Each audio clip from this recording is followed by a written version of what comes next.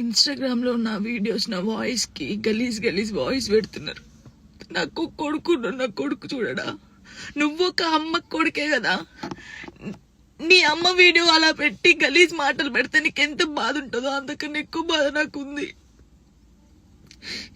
First time అనిపిస్తుంది నాకు చచ్చిపోవాలని, ఇవన్నిటికి దూరంగా ఉండాలని, ఎక్కడికైనా వెళ్ళి చచ్చిపోవాలనిపిస్తుంది నాకు.